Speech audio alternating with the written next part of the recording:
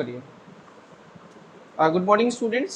आज Rankine cycle पे based जो न्यूमेरिकल हम लोगों ने किया था उसको आज एंड करने की समय आ गया है। आज हम लोग एक मॉयलर डायग्राम देखेंगे। मॉयलर डायग्राम कैसा होता है, स्टीम टेबल आपने देखा जिसमें एंथैल्पी एंट्रोपी स्पेसिफिक वॉल्यूम की वैल्यूज दे रखी होती है फ्लूइड के लिए और गैसेस फेज के लिए, वेपर के लिए। तो आज हम लोग इस मॉयलर डायग्राम के थ्रू उस वैल्यूज को आइडेंटिफाई करना सीख लेते हैं। आपको पता होगा बट बस थोड़ा सा एक रिवीजन है कि अगर आपको सामने मॉयलर डायग्राम आ जाए तो आप उसके साथ कैसे एक्ट करेंगे, समझ लेते हैं। ये एक डायग्राम आपने देखा होगा, वीडियो में बहुत क्लियर नहीं होगा। ये डायग्राम मैं ड्रॉ करने जा रहा हूँ। ऐसा ही कोई डायग्राम आपने कभी देखा होगा, मॉयलर डायग्राम लिखा है, एंथैल्पी वर्सेस एंट्रोपी की डायग्राम है। तो ये है क्या, इसमें कौन सी लाइन क्या होती है, तो जो बेसिक लाइंस होगी जिसकी हमें रिक्वायरमेंट है हम उस लाइंस को ड्रॉ करेंगे ताकि हम इसे ये देखें कि हम इससे कैसे एंथैल्पी और कैसे किसी पॉइंट पे एंट्रोपी निकाल पा रहे हैं। ठीक है, ये डायग्राम कुछ इस तरह बना हुआ है जिसमें वाई एक्सिस और एक्स एक्सिस है। एक्स पे एंट्रोपी है, वाई पे एंथैल्पी है।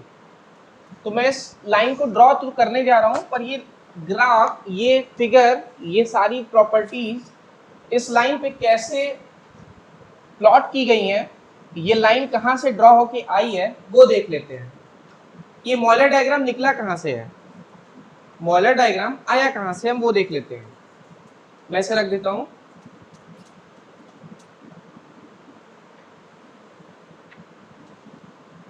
आपने ये टीएस डायग्राम पढ़ा था,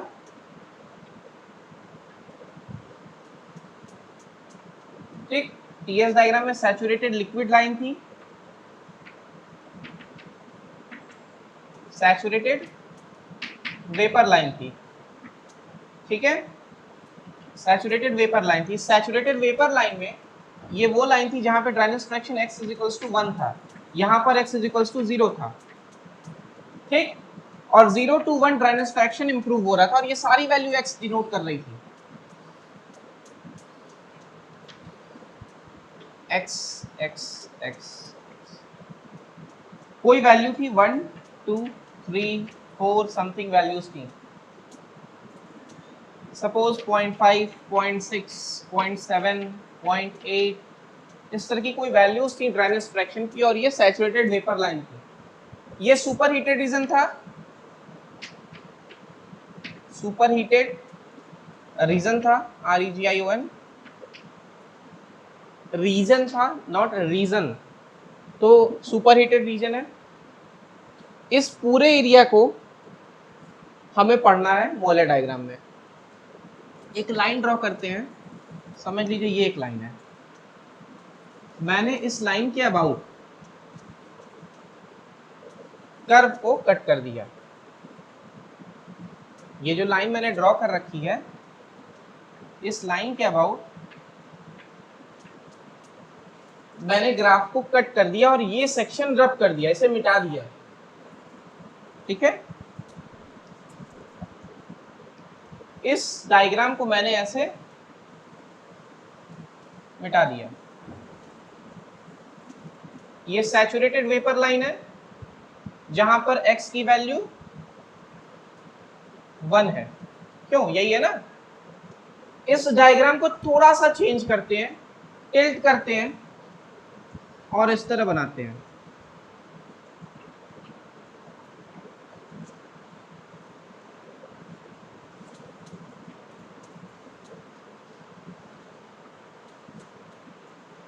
ये जो कर्व है थोड़ा सा टिल्ट किया और उसको इस एक्सिस पे ड्रॉ किया HS डायग्राम के रूप में। ये जो लाइन थी सैचुरेटेड वेपर की ना, जिसमें x की वैल्यू 1 थी, तो हमने ड्राई सैचुरेटेड वेपर की लाइन ड्रॉ कर ली। ड्राई सैचुरेटेड वेपर की लाइन हमने ड्रॉ कर ली। इट मींस x = 1, ठीक है। यानी जो ड्राइनेस फ्रैक्शन हमें मिलना था इस लाइन पे x = 1 वो मिल रहा है, जो कि यहां पर हमें मिलने वाला था। तो देखिए इस लाइन के पहले वेट रीजन होता था और सारी वैल्यूज धीरे धीरे 0 की तरफ मूव करती थी। इट मींस जो वैल्यूज यहां पर आएंगी, जो वैल्यूज यहां पर लाई करेंगी, जो वैल्यूज यहां पर लाई करेंगी,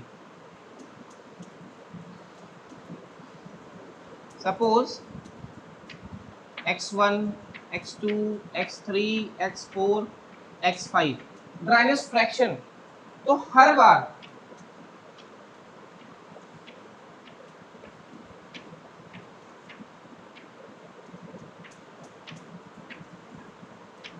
सो ऑन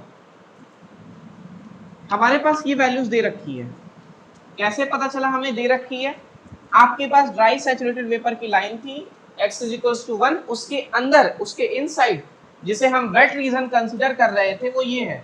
तो वेट रीजन में ही ड्राइनेस फ्रैक्शन आ रहा था। देखिए इसको अगर हम पूरा कर दें तो ये वेट रीजन था, ये लिक्विड का था और ये वेपर का फेज था। तो वेट रीजन हमारे पास ये था जिसमें ड्राइनेस फ्रैक्शन 0 to 1 मिलता है। तो मैक्सिमम 1 ड्राई सैचुरेटेड लाइन पे, उसके अंदर आने वाली सारी लाइंस ड्राइनेस फ्रैक्शन शो कर रही हैं। देन हम कुछ प्रेशर लाइंस को देखते हैं। तो अगर आपने ध्यान दिया हो तो रैंकाइन साइकिल में जो हम रैंकाइन साइकिल ड्रॉ करेंगे उसको ड्रॉ करने से पहले हम ये सैचुरेटेड लिक्विड और वेपर का लाइन बनाते हैं, जिसमें ये कांस्टेंट प्रेशर की लाइन होती थी, कांस्टेंट प्रेशर की लाइन होती थी। यानी कि प्रेशर हमारा यहाँ भी कांस्टेंट है, यहाँ भी कांस्टेंट है और यहाँ भी कांस्टेंट है। इट मींस प्रेशर वेरिएशन नहीं हो रहा है। और हमने तो ये कट कर दिया है, थोड़ा सा ये सेक्शन हटा दिया, सिर्फ इस सेक्शन को कंसीडर किया है वहां पे। तो यानी देखिए कुछ लाइन थोड़ा दूर तक सैचुरेटेड वेपर की तरफ जाएंगी और फिर उससे अवे होना शुरू हो जाएंगी। तो देखते हैं, यानी कोई लाइन होगी सैचुरेटेड वेपर की तरफ जाएगी और जाने के बाद फिर उससे दूर चली जाएगी। किधर? ऊपर की तरफ। ऊपर किधर? क्रिटिकल पॉइंट की तरफ। यही होगा, इसका क्रिटिकल पॉइंट कहीं ऊपर आएगा, तो ये जो ऊपर आएगा यानी ये लाइन इस तरह जाकर के कुछ इधर शिफ्ट कर जाएगी। तो ऐसी सारी लाइन जो ऊपर की तरफ शिफ्ट होंगी ये हमें कांस्टेंट प्रेशर देंगी। ठीक है,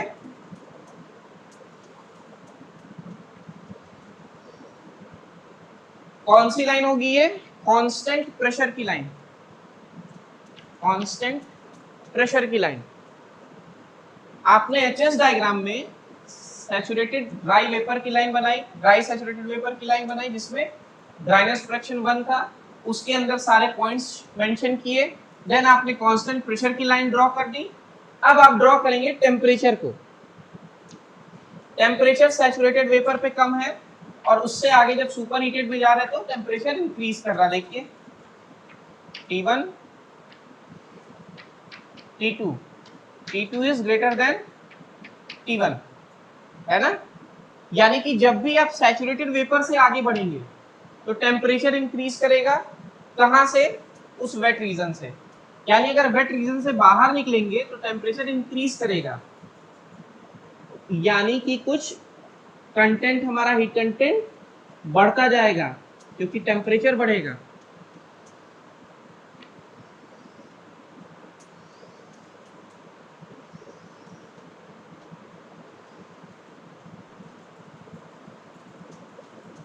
तो ये कौन सी लाइन हुई?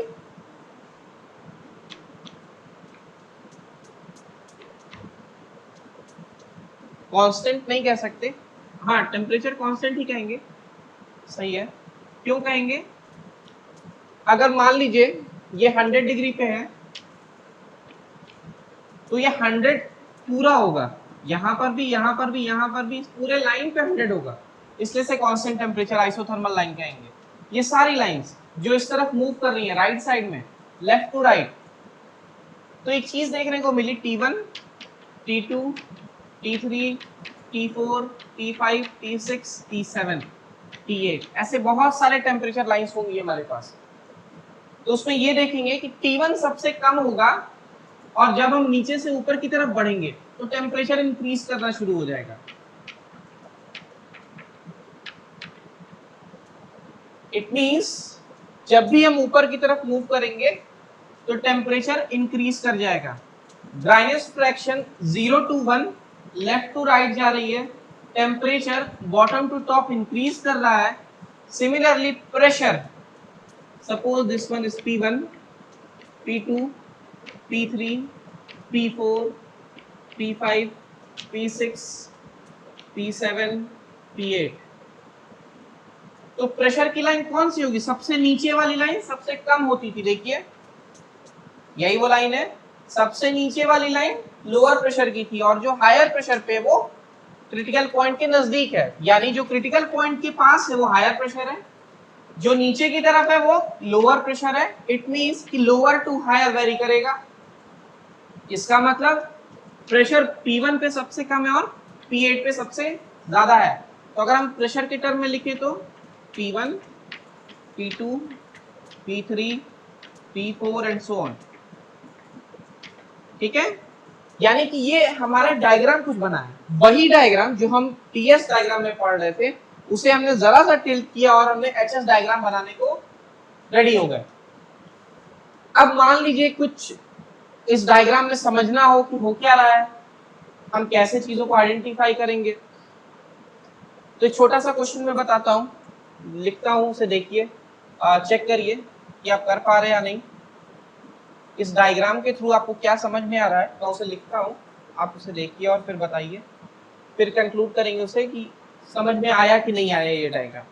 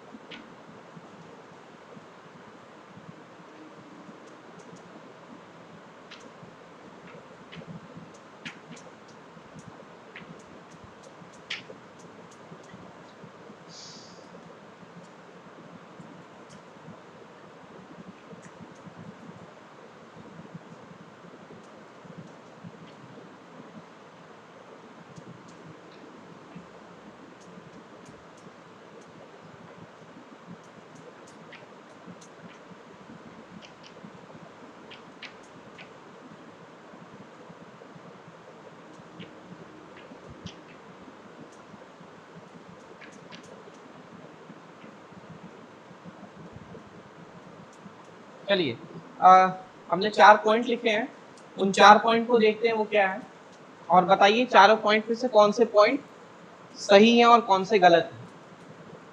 लिखा है when dry saturated steam, dry saturated steam, saturation है, सैचुरेशन वर्ड का मतलब है कि हम उस एक लाइन पर है, पर्टिकुलर लाइन पे जो जहां पे ड्राइनेस फ्रैक्शन की वैल्यू 1 है। When a dry saturated steam is throttled from a higher pressure to lower pressure, it means higher pressure to lower pressure, यानी कि लेफ्ट में हायर प्रेशर है, और राइट में लोअर प्रेशर है कि नहीं? Left to right, higher to lower pressure, then pressure decreases. क्या प्रेशर डिक्रीज करेगा लेफ्ट टू राइट जाने पे? देखिए हायर प्रेशर है, लोअर प्रेशर है, तो क्या प्रेशर डिक्रीज करेगा? बिल्कुल करेगा। तो pressure decreases and volume increases. Volume की लाइन आपने नहीं बनाई है, तो हम आपको बना के दिखाते हैं।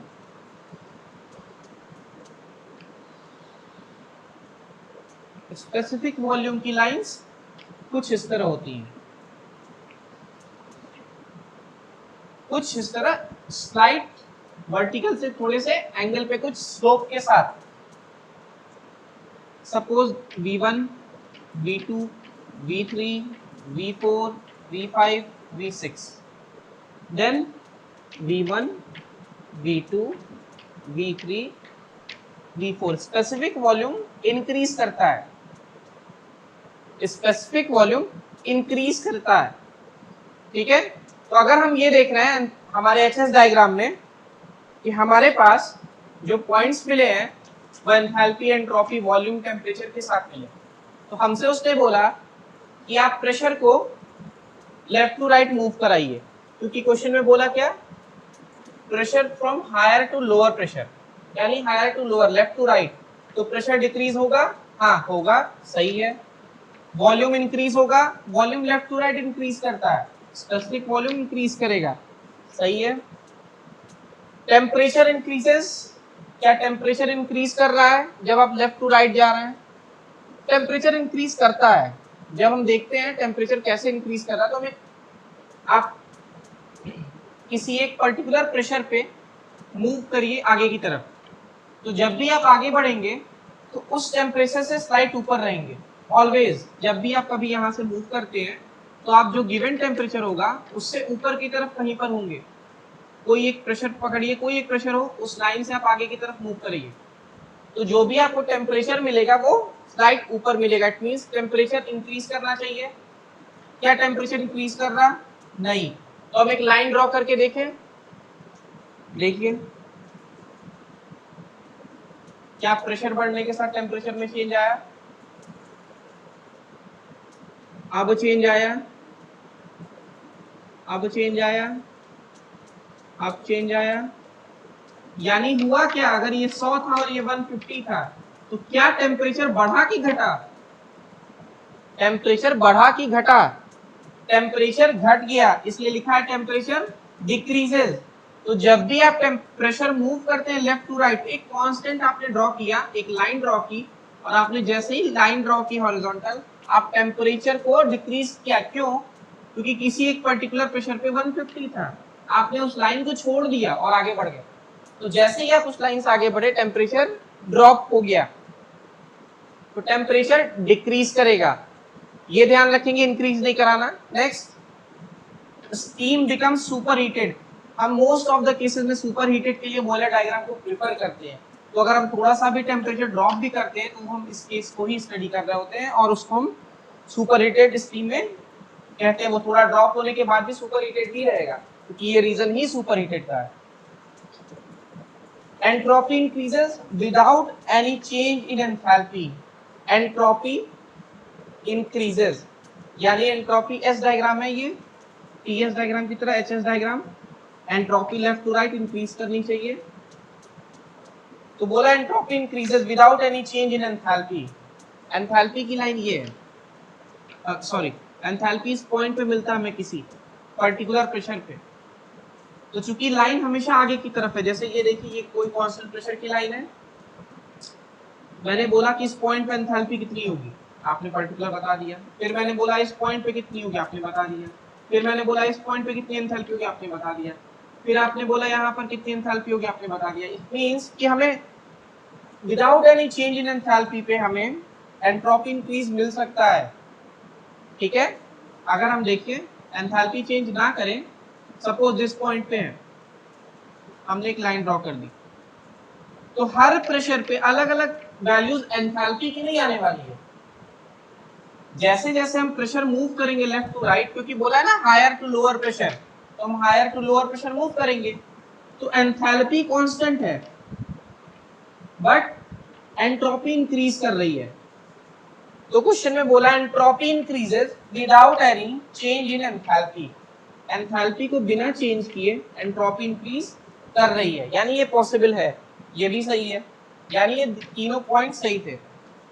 As dryness fraction increases entropy increases, dryness fraction आपका इंक्रीज किधर कर रहा है, left to right, pressure left to right decrease कर रहा है, क्वेश्चन में दे रखा है कि डिक्रीज कराना है, तो क्या एंट्रोपी बढ़ेगा कि घटेगा, जब आप लेफ्ट टू राइट मूव करेंगे तो एंट्रोपी को बढ़ना ही होगा, घटने का तो सवाल नहीं, क्योंकि हमारी इंक्रीजिंग डायमेंशंस है, तो एंट्रोपी इंक्रीज करेगी।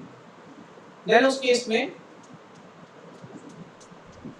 इस केस में हम ये देखते हैं कि हमारे पास एचएस डायग्राम से रिलेटेड बेसिक डेटा आ चुका है कि अगर हम प्रेशर मूव करते हैं लेफ्ट टू राइट तो क्या होता है, टेम्परेचर का वेरिएशन क्या होता है, एंथैल्पी कांस्टेंट कैसे है। क्यों ये बताया, वो इसलिए बताया गया है क्योंकि आपके एग्जाम में जब भी आप न्यूमेरिकल सॉल्व करते हैं तो आपको दिया रहता है एटलीस्ट बॉयलर प्रेशर और कंडेंसर प्रेशर और टरबाइन इनलेट टेम्परेचर। सपोज आपके पास वैल्यूज है P boiler is equals to 30 bar, P condenser is equals to 1 bar, suppose 1 bar, and value of dryness fraction is 0.8, and turbine inlet temperature is 500 degree centigrade, suppose whatever may be the value। हमने एक reheat cycle draw की,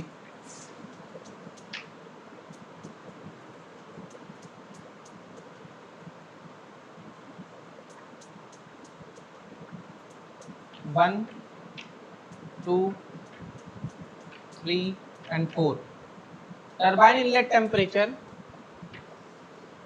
दोनों के लिए हमने same रखा है, 1 के लिए भी और 3 के लिए भी, रीहीट के केस में। तो क्वेश्चन के हिसाब से देखते हैं, पी बॉयलर प्रेशर 30 बार है, सपोज यहां से शुरू किया हमने, यहां हमें 30 बार यहां मिला, ये 30 बार की लाइन थी, 30 बार के लिए हमने ये लाइन कंसीडर कर ली। नेक्स्ट 1 बार कंडेंसर प्रेशर के लिए, अब ये हमारे पास हो गया कंडेंसर प्रेशर, मान लीजिए यही है, ये 1 बार है, सपोज 1 बार, x की value 0.8, suppose this one is, x की वैल्यू हमारे पास यहाँ पर है, या कहीं मान लीजिए आप, यहाँ मान लीजिए 0.8, ठीक है। ये लाइन कहीं कट करती है इस प्रेशर को,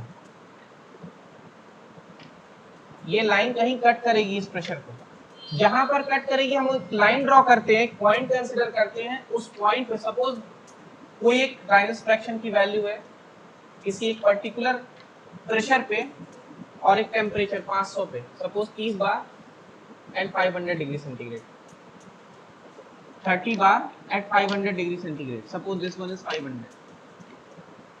जहां पर ये इंटरसेक्ट कर रहे होंगे प्रेशर और टेम्परेचर, इस पॉइंट के रिस्पेक्ट में हमें मिलेगी h की वैल्यू, एंथैल्पी, और इसके रिस्पेक्ट में मिलेगी एंट्रोपी की वैल्यू, s की वैल्यू। तो ये कौन सा बार होगा, 30 बार पे 500 डिग्री सेंटीग्रेड पे, यानी 30 बार हमने बॉयलर प्रेशर लिया है, बॉयलर प्रेशर 30 बार, ये पूरा 30 बार है, और साथ में हमें मिला है टेम्परेचर 500, यानी कि 1 की जो कंडीशन है वो हमने आइडेंटिफाई कर ली है, H1 और S1। सिमिलरली हम कंडेंसर के लिए 1 बार पे कंसीडर करेंगे, 1 बार पर हम कंसीडर करेंगे, तो 1 बार पे हमें देखने के लिए ड्राइनेस फ्रैक्शन की जरूरत पड़ती है x की, सपोज 0.8 दिया हुआ है, तो जहां पर 0.8 कट कर रहा होगा किसको, कंडेंसर प्रेशर को, वो पॉइंट हमें H4 और S4 दे देगा, H4 और S4 दे देगा, यानी हमें एंथैल्पी एंट्रोपी मिल गई है। इस पॉइंट से हम एक पैरेलल एक लाइन ड्रॉ करते, कहां तक, जहां तक ये 500 डिग्री टेम्परेचर दिया हुआ है, क्यों अभी देखते हैं, और फिर यहां से एक लाइन ड्रॉ करते हैं सैचुरेटेड वेपर तक, स्ट्रेट लाइन। तो हम ये देखेंगे कि ये ऑलवेज टच करेगा इस तरह, ये डायग्राम हमारा बना, क्यों बना, क्योंकि ये जो टेम्परेचर था टरबाइन इनलेट टेम्परेचर वो दोनों सेम होना चाहिए था हमारे लिए हर केस पे, जो हमने 500 दे रखा है। तो जब हमने ये वैल्यू निकाल ली और इस पे टरबाइन इनलेट टेम्परेचर 500 था, तो हमने x की वैल्यू जहां इंटरसेक्ट की थी वहां हमने 500 तक एक लाइन ड्रॉ कर दी। उनके बीच में कहां तक गया, तो देखिए 1 से 2 सैचुरेशन स्टेट था, इसलिए हमने इस लाइन को बोला कि इसे हम सैचुरेशन स्टेट तक ले आएंगे और लाइन को कनेक्ट करेंगे।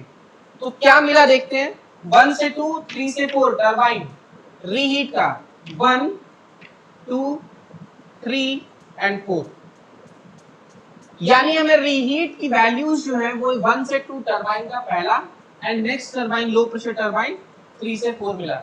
इट मींस कि हम रीहीट की सारी वैल्यूज एंड इस मोलेर डायग्राम से निकाल सकते हैं। एक छोटा सा और बस देखते हैं, 5 मिनट और वीडियोस ओवर करना है आज के लिए। इंटरपोलेशन मेथड देख लेते हैं, छोटा सा है कि अगर इस तीन टेबल में जो वैल्यूज दी गई उसे तो आप देख के निकाल लेंगे, पर अगर नहीं दिया तब क्या करेंगे, स्कीम टेबल अपने तो बनाएंगे नहीं, तो अपना बना भी सकते हैं। देखिए कैसे बनाते हैं।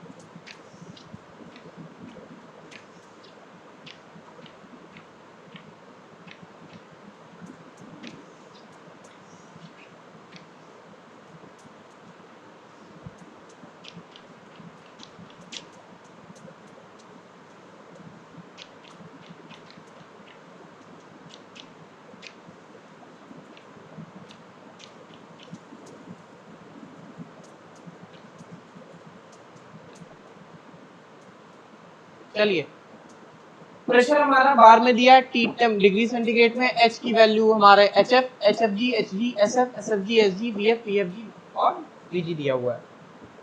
आपको मान लीजिए दिया 10 बार पे, 15 बार पे, 30 बार पे, 40 बार पे, इस तरह दे दिया। कुछ टेम्परेचर भी मान लिया हमने, मान लीजिए 300, 350, 400, 450, सपोज सारी हाइपोथेटिकल वैल्यूज हैं। तो इन सारे के सामने कुछ वैल्यूज लिखी होंगी जिसको देख करके आप वैल्यूज आइडेंटिफाई कर रहे थे। अब अगर आपसे ये पूछा जाए, आपके सामने स्कीम टेबल है, आप मुझे 12 बार पे प्रेशर बताइए क्या होगा, या हमने आपसे बोल दिया 12.5 बार पे बताइए प्रेशर के साथ HF, HF, SG की वैल्यू क्या होगी, तो हमें आइडेंटिफाई नहीं होता है कि हम क्या करें।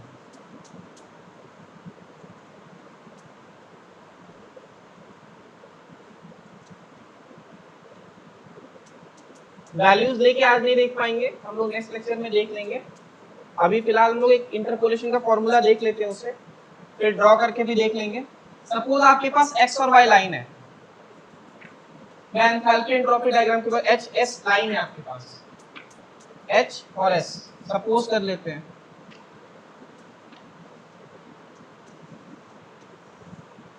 ऐसा मैं क्यों कर रहा हूं वो देखिए, A B C x1, x2, x3, या इसको भी हम लोग ऐसे लिख लेते हैं y के टर्म में, y1, y2, y3, x1, x2, x3। अब इंटरपोलेशन मतलब क्या, आपके पास सपोज 20 बार पे गिवन था, 10 बार पे गिवन था, आपसे बोला है 15 पे निकालने के लिए, आपको 20 का नहीं पता है, 10 बार गिवन है पेपर उस आपकी स्कीम टेबल में, यानी 10 बार पे वैल्यूज भी गिवन होंगी, ये गिवन है, ये गिवन होगा। आपको किसी पॉइंट पे बोलेगा पता करने के लिए, यानी 12.5 सपोज, तो यानी आपके पास ये तीनों गिवन हो गया, ये दोनों गिवन हो गया, इस वैल्यू को फाइंड आउट करना है, यही होगा आपके पास। दो वैल्यूज तो आपके पास होंगी, एक मैक्सिमम एक मिनिमम, एक जस्ट ऊपर वाली एक जस्ट नीचे वाली। अगर 12 अगर 20 और 10 के बीच में आपको निकालना था, तो 10 और 20 तो आपके पास नोन है ना, तो इनके साथ की सारी वैल्यूज पता होंगी, यानी ऊपर और नीचे की, बीच की वैल्यू नहीं पता है, लेकिन किस पे निकालना है वो एक और पॉइंट आपको पता चल गया, तो वो एक पॉइंट ये रहा। अब आप इसको इंटरपोलेशन लगाने के लिए कोई फॉर्मूला लिख सकते हैं इसमें, इसको जैसे भी लिखें अपने अकॉर्डिंग वही वैल्यू यहाँ लिखनी। सपोज मैंने लिखा y1 minus y2 upon y2 minus y3, कोई दिक्कत नहीं है, निगेटिव आने दीजिए। अगर वैल्यू निगेटिव आती है नो प्रॉब्लम। क्यों? क्योंकि जब हम दोनों तरफ लिखेंगे तो वैल्यूज निगेटिव नहीं आएंगे, ऑटोमेटिकली वो कैंसिल आउट हो जाएगा। y1 के रिस्पेक्ट में x1 की वैल्यू है, y2 के रिस्पेक्ट में x2 की वैल्यू है, y2 के रिस्पेक्ट में x2 एंड y3 के रिस्पेक्ट में x3। अब हमारे पास y1 y2 y3 है, y1 y2 y3 गिवन है, x1 एंड x3 गिवन है, x2 नहीं। x1 एंड x3 गिवन है, x2 नहीं। तो सिर्फ एक वेरिएबल अननोन है, वो हम कैलकुलेट कर लेंगे, वो x2 की वैल्यू आ गई। इट मींस कि हम इस पे जैसे चाहें वैसे कैलकुलेट कर सकते हैं किसी भी बीच की वैल्यू को। तो इस हम इंटरपोलेशन मेथड को भी यूज कर सकते हैं। अच्छा, कोई ये कहे कि सर निगेटिव आ रहा है, तो निगेटिव अगर लेफ्ट साइड में आएगा तो राइट में भी आएगा, कैंसिल आउट हो जाएगा, क्योंकि एंथैल्पी की वैल्यूज हम निगेटिव में नहीं लिखते हैं। तो कभी ऐसा नहीं होगा कि इधर निगेटिव है इधर पॉजिटिव है, ये पॉसिबल नहीं है। ठीक है, तो आज के लिए इतना ही रखते हैं। नेक्स्ट हम लोग जब टेबल ड्रॉ करेंगे तो उसे छोटा सा वैल्यू देख लेंगे। बाकी आज के लिए इतना ही रखते हैं और आई होप आपको रैंकाइन साइकिल क्लियर है। नेक्स्ट टॉपिक हम लोग रैंकाइन साइकिल में जो इक्विपमेंट्स लगे थे, टाइप्स ऑफ बॉयलर, कंडेंसर, इसके बारे में डिस्कस करेंगे। Okay, thank you.